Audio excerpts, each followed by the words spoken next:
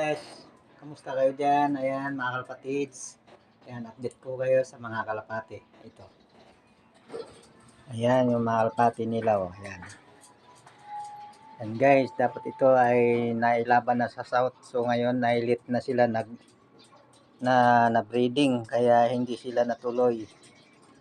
Ayan. So, ayan, ililipat na lang sa norte. Nailit na sila, hindi na sila agad na breed. Ayan, oh. YB pa lang sila, masyadong bata. Ayan. Ayan guys, sunod na lang. Ayan.